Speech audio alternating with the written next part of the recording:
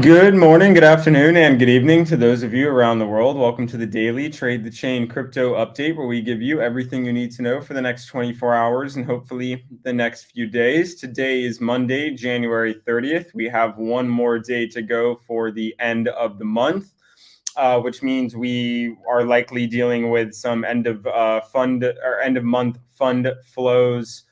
Flowing out, people taking profits, hedging for potentially FOMC. So not entirely concerning to see a little bit of a drop off in risk asset prices. We did talk about this in the newsletter last week.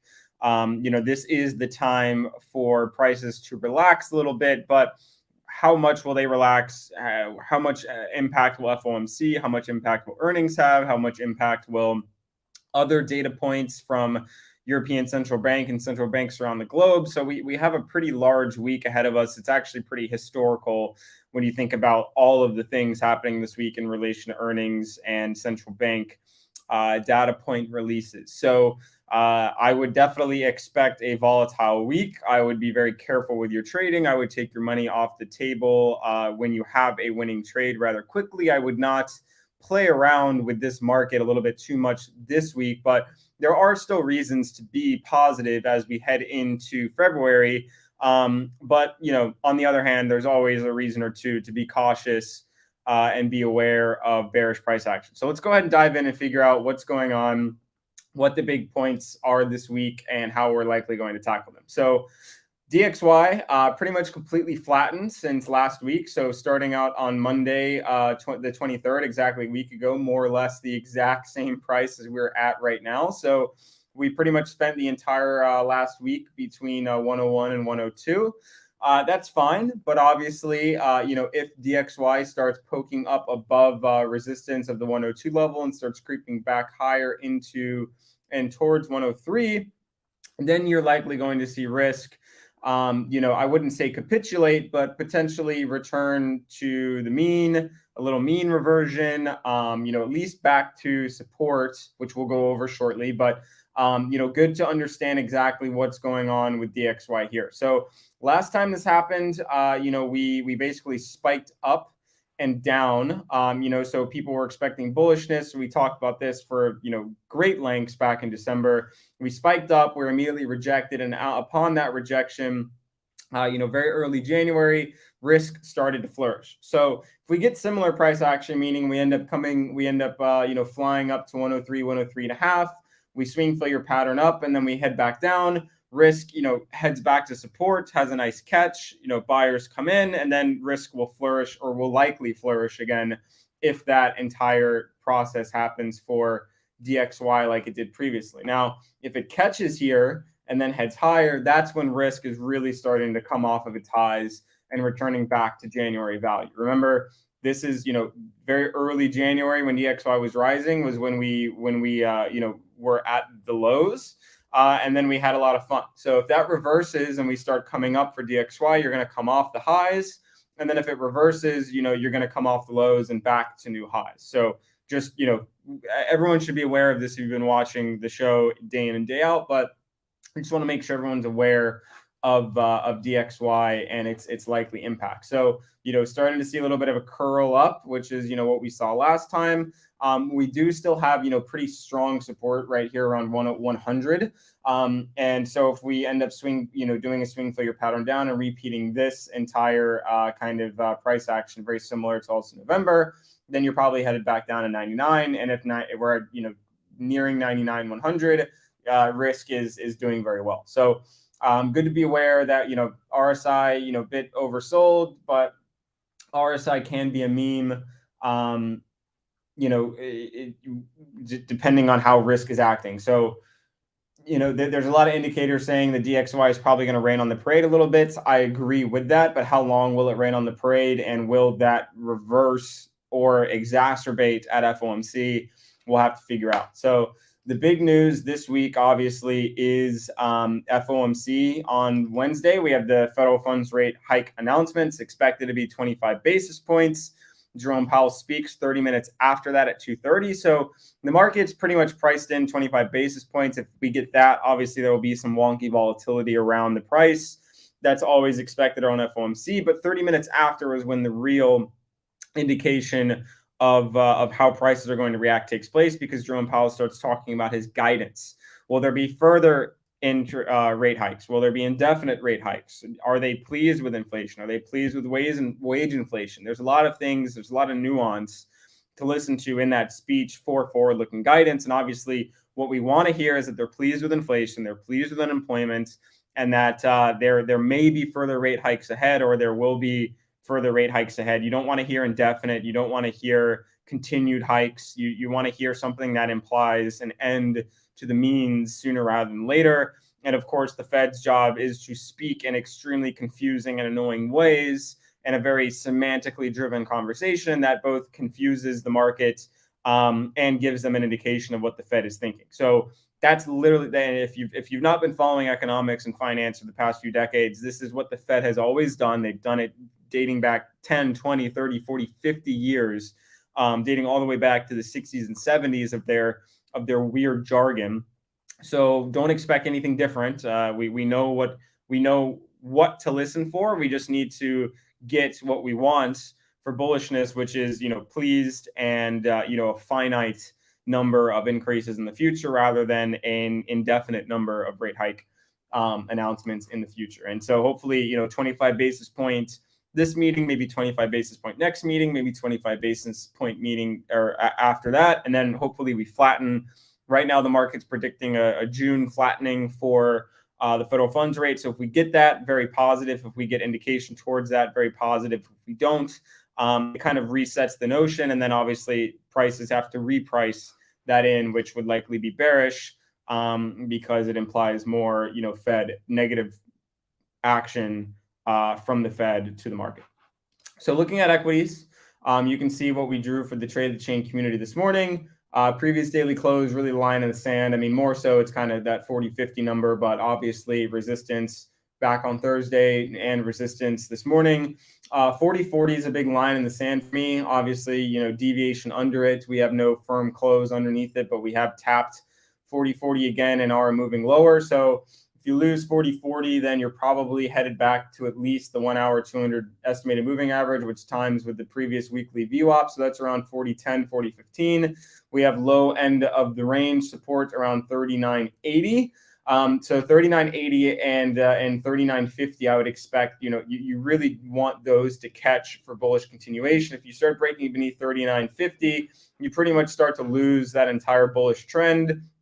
And then you are, really praying for probably a tap at 38.80 or 3,900 to save the day. So you lose 40-40, you're trickling down. We know 40, between 4,005, 40.10, for 39.80, and then 39.50. I would expect to act as support going into FOMC. So obviously, it does look like deviation above the previous range. We are, potentially confirming back into the previous range. Low end of the range is 39.80. Real low end of the range is 39.50, and then you start to get towards some ugliness towards the low end of the previous range that we traded in for the beginning of January. So no clear read here. My opinion is that prices will likely relax heading into FOMC. What does that mean? It means likely retag of support from early to mid-January and or a ranging, in that same area as well. So obviously it looks like deviation above. If you can reclaim 40-40, then we've got a lot of good signs ahead of us. I would love to see a bit of a front run action for FOMC. A little bit of excitement would definitely be nice, but underneath 40-40, pray for the range between 39.80 and 40-40. Else, you start to get into a lot of danger beneath that. Knowing what we know about equities, and understanding that equities are likely to be the weather vane still for crypto, because think about this week. This week is a very focused week for risk assets as a whole. Equities is the largest risk asset class. Traditional market data is most related to the traditional market. Obviously, crypto has a high beta and is affected, but equities are really the primary indicator, primary mover. So if equities, are deviating, going back into the range, that likely means Bitcoin is doing the same. And we can see here a very similar price action. Moved up, deviated, tapped the low end of the range, now acting as resistance, and is likely going to move down lower into towards the recent lows. So we have the previous week's VWAP is sitting at 23 flat, which we tapped this morning. We also have the 1 hour 200 EMA, which is at 22.8, 22.9, and then we have range support at 22.5. And then just to mention this, because we talked about it previously, is we have I'm sorry, I had the wrong thing. So we have a demand zone right here. And this demand zone, I would, that goes down to about 22.3 is potential for where you would want range deviation. As you can see, tweezers here, tweezer here, tweezer here. So if we end up breaking down to 22.5 and we end up digging into 22.3, 22.3 is kind of really the last hope for this range before you start digging into 21.3 or potentially lower. So, we really do want 22.3 to hold into Wednesday for likely bullish continuation. Can Bitcoin survive if it doesn't hold? Yes. But this is the best bet for a nice bounce, considering how much time we spent trading in it throughout last week before moving higher into the weekend. So definitely want to see 22.3 hold. This weekly VWAP, obviously we swept that this morning. If that fails, then you've got the 1 hour 200 estimated moving average, and then you've got the support. So like I said, for equities, best case scenario is we keep ranging around up here and maybe break back above 22.3.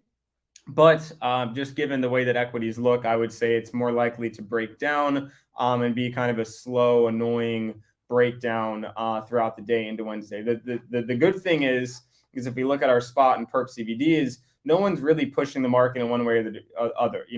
This isn't a million shorts, and this isn't just spot selling off in perpetuity. It does seem to be very healthy. Longs taking profits, some people adding shorts, spot taking a little bit of money off the table, but we are seeing a lot of buys come in as well down here. A lot of Binance spot participation. Bitfinex spot are participating at the weekly VWAP sweep. And of course, Bybit, making some nice buys as well. So nothing extremely concerning right now in terms of price action. If we started to see spot CBD outpace perps, I would start to get worried. If we saw a lack of spot participation overall, I would start to get worried. But right now, doesn't seem like the most concerning sell-off in the world, just considering the context that we have. End of month flows and FOMC Wednesday seems like a little bit of hedging, seems like a little bit of profit taking, and seems like a little bit of people also making bets at the recent lows. So very much something to consider. Looking at Ethereum, very similar, compared to Bitcoin, no break in recent high, and that's due to ETH BTC still being stuffed lower. I should have, there we go. So we're still in this demand zone. We had not closed above where I wanted.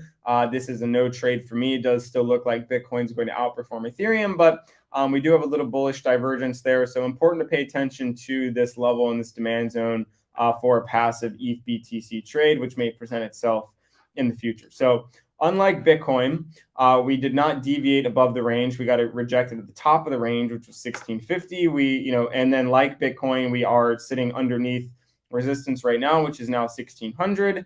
The more we sit under 1600, the more likely we are to end up moving back down to the lower end of the range, which would be around 1540, potentially 1520. I would say just between 1500 and 1540, based on the lows from January 18th, but we didn't touch those lows on January 24th and 25th. So we may see a catch at 1530, 1540, but the support does go as low as 1500. So if we end up losing 1575, maybe you end up sweeping this VWAP and for a little bit of a chance to move higher. You're still kind of in that deviation range, and obviously the fact that we had two support taps here on the 28th and the 26th means that 1560 is a mode of some support. So if you lose 1560, you're back down to 1530. And those are obviously the levels to play for today. So no real trade for me. I like most, took a little bit of money off the table near the recent highs. I would like to buy back lower. I'm still feeling a little bit good about current market conditions.